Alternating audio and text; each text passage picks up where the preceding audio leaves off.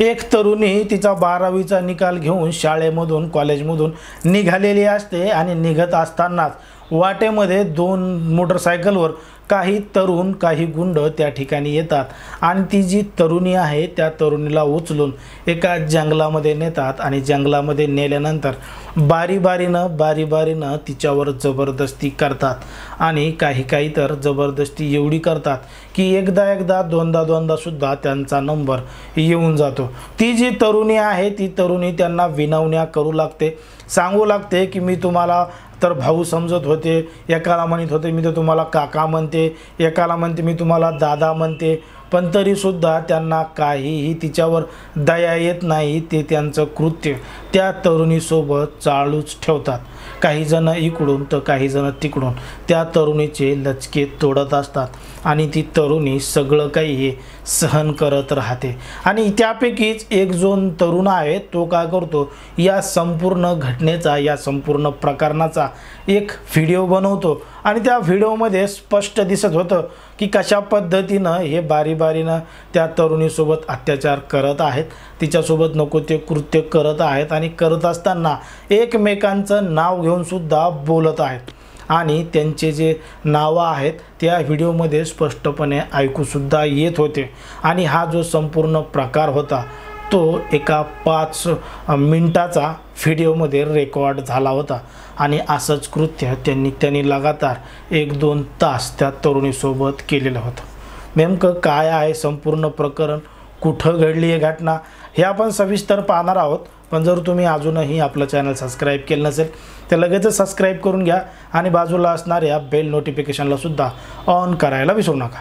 आता ही जी काही संपूर्ण घटना आहे ती आहे उत्तर प्रदेशचा एक जिल्हा आहे आणि त्या जिल्ह्याच्या अंतर्गत घडलेली ही घटना आहे आणि गावाचं नाव आहे मदनपूर। मदनपूरमध्ये राहणारी एक तरुणी, हिचा 12वीचा निकाल लागलेला असतो आणि ती निकाल घेऊन तिच्या घरी जात असते।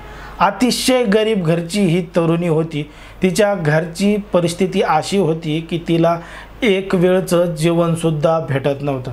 म्हणजे जर भाजी झाली तर भाकरी नसायची आणि भाकरी केली तर भाजी नसायची। अशी ही तरुणी एकदम बिकट परिस्थितीमध्ये राहणारी होती आणि तिच्या जिद्दीचीच ही गोष्ट आहे आणि ज्या लोकांनी तिला मदत केली आहे त्या लोकांचं सगळं ऐकून, ही गोष्ट ऐकून तुम्हाला सुद्धा एक अभिमान वाटेल की जगामध्ये अजूनही माणुसकी जिवंत आहे।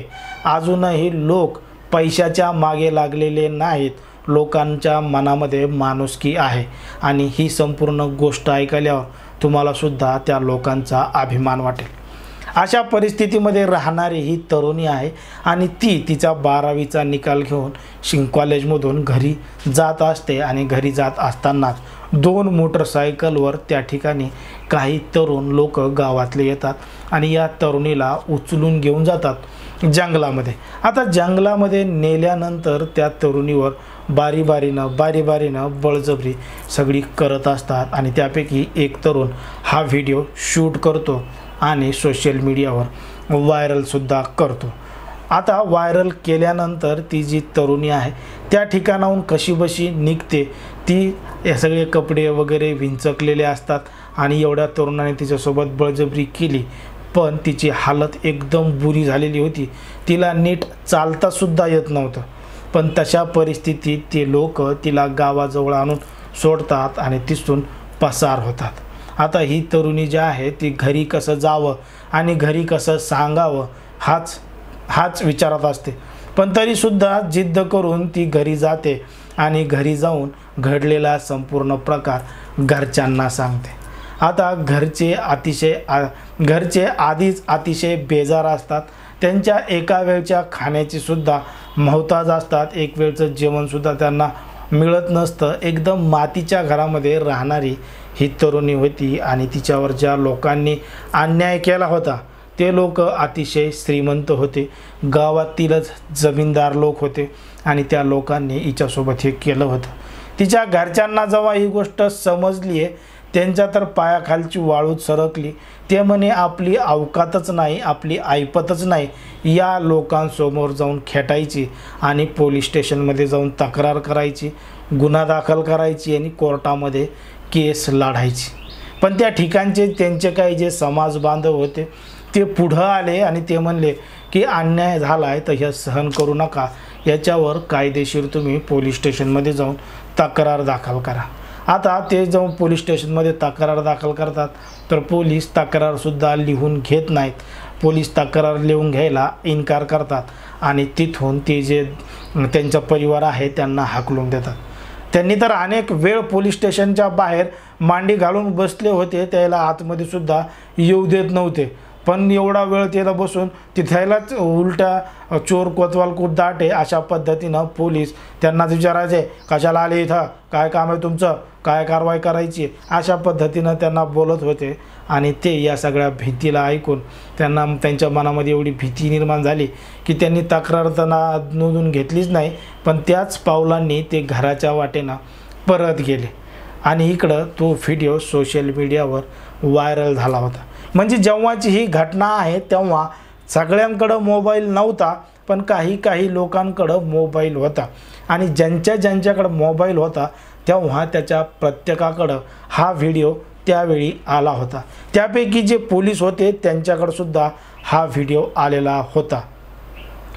मग जे समाज बांधव आहेत ते एकत्रितपणे पोलीस स्टेशनमध्ये गेले आणि पोलीस स्टेशनमध्ये जाऊन गुन्हा दाखल करण्यासाठी पोलिसांवर दबाव निर्माण केला.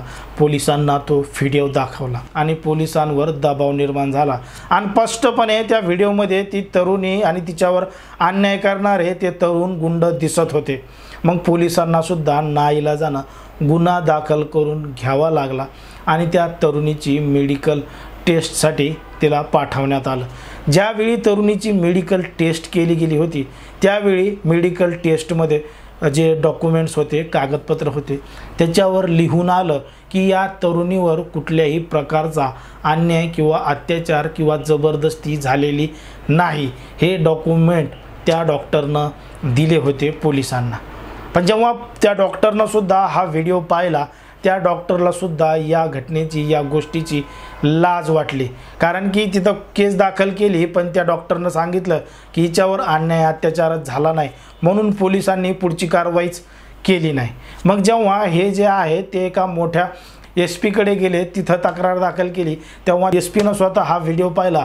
तेव्हा त्या स्थानिकच्या पोलिसांना आदेश दिले की हिची जी तक्रार आहे ती तात्काळ नोंदवून घ्या आणि जिल्ह्याच्या ठिकाणी हिची तपासणी करा, मेडिकल चाचणी करा.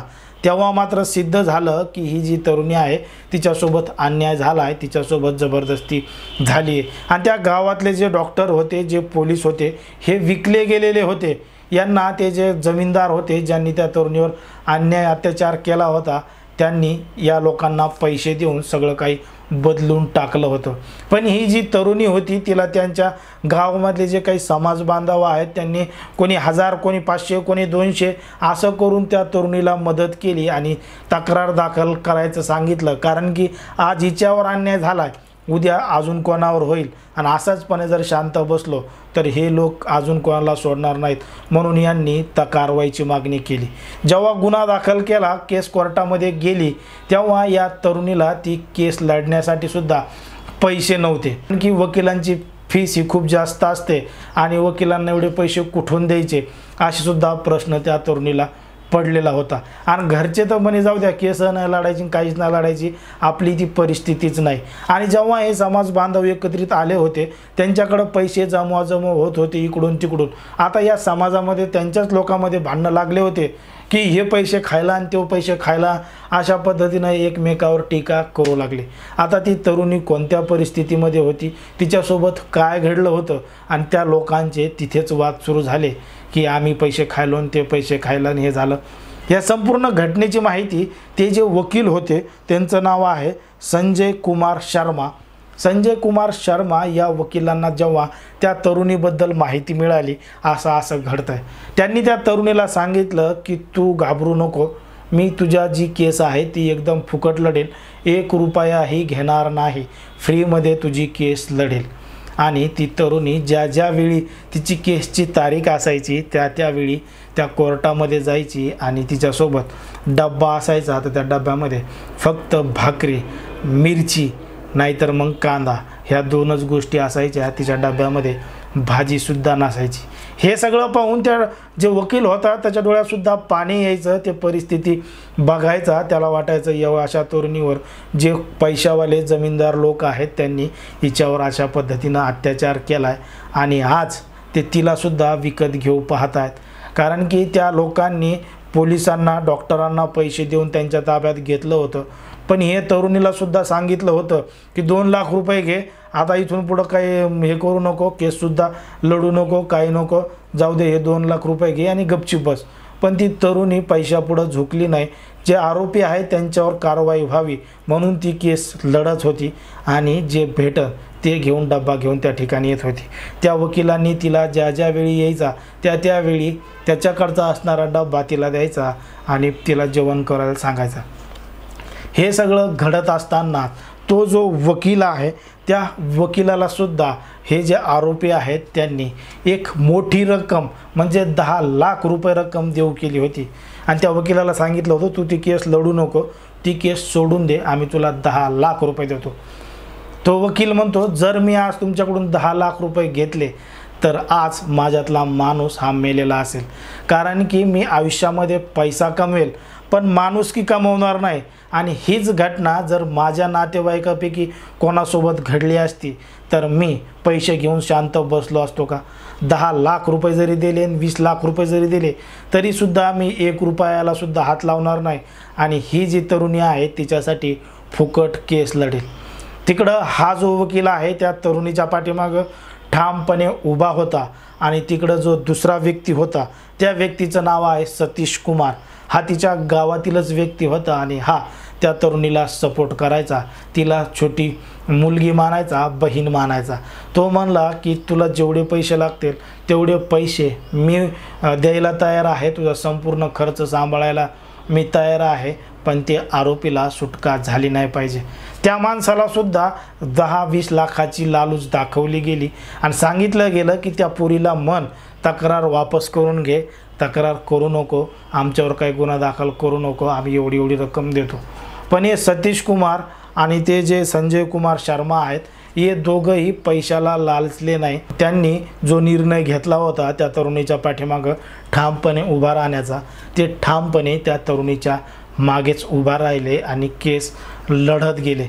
जेव्हा ही केस कोर्टामध्ये गेली तो जो व्हिडिओ होता व्हायरल झालेला तो व्हिडिओ स्वतः जजनी पाहिला, जी महिला पोलीस अधिकारी होती त्यांनी पाहिला आणि सगळ्यांनी पाहिल्यानंतर ते जे आरोपी आहेत त्या आरोपी विरोधात गुन्हा दाखल झाला आणि त्यांना शिक्षासुद्धा झाली. त्यांच्यावर कायद्यानुसार विविध स्वरूपाचे गुन्हे दाखल केले आहेत आणि त्यांच्यावर कायदेशीर कारवाई सुरू होऊन त्यांना अटकसुद्धा केली आहे. पण जेव्हा या तरुणीची कहाणी पुढे येते तेव्हा आपल्याला दामिनी जो चित्रपट आहे त्या चित्रपटाची आठवण होते. कारण की कोर्टामध्ये कशा पद्धतीनं त्या तरुणीला विचारलं जात होतं की ते तरुण तुझ्या कुठं टच करत होते, कोणी कुठं पकडलं होतं, कुठं फाडलं होतं, कुठं काय केलं होतं, असे विविध प्रश्न त्या तरुणीला विचारले गेले होते आणि ती तरुणीला मोठा मानसिक धक्का ते सगळं ऐकून बसत होता. पण तिच्या पाठीमागं जे सतीश कुमार आणि संजय कुमार उभा होते या दोघांनी तिला बळ दिलं आणि त्या तरुणीने सुद्धा जिद्द ठेवली की जोपर्यंत त्या आरोपींना शिक्षा मिळणार नाही तोपर्यंत मी सुद्धा माघार घेणार नाही. आणि या तिच्या निर्णयामुळेच कोर्टाने सुद्धा निर्णय दिला आणि त्या आरोपींना जेलमध्ये पाठवलं आणि ते आता त्या संपूर्ण प्रकरणाची सजा भोगत आहेत. हा जो व्हिडिओ आहे मदनपूरचा हा 2012ला मोठ्या प्रमाणात व्हायरल झाला होता आणि ही जी संपूर्ण घटना आहे ती आहे 27 जुलै 2022ची. सांगण्याचा उद्देश केवळ हाच आहे की महिला, तरुणी, मुली या सगळ्या ज्या आहेत त्यांनी अशा पद्धतीनं अन्याय झाला तर ठामपणे भूमिका मांडली पाहिजे. जे आरोपी आहेत त्यांना जोपर्यंत शिक्षा होत नाही तोपर्यंत माघार घेतली नाही पाहिजे. आणि पैसाच सर्व काही नाही हे ज्या पद्धतीनं त्या वकिलांनी आणि सतीश कुमार यांनी दाखवून दिलं आहे त्याच पद्धतीनं समाजातले आपले जे लोक आहेत त्यांनीसुद्धा आपल्या ज्या भावना आहेत, आपलं जे माणुसकीचं नातं आहे ते सुद्धा जपलं पाहिजे. पैसाच सर्व काही नाही, माणुसकीसुद्धा काहीतरी आहे हे दाखवून दिलं पाहिजे. आणि ज्यांना कोणाला आपल्याकडून मदत करणं शक्य होईल त्यांनासुद्धा मदत केली पाहिजे। एकंदरीत या संपूर्ण प्रकरणावर तुम्हाला काय वाटतं हे अगदी स्पष्टपणे कमेंटमध्ये सांगा आणि अशाच पद्धतीचे नवनवीन व्हिडिओ पाहण्यासाठी आपल्या चॅनलला लगेच सबस्क्राईब करून घ्या। धन्यवाद।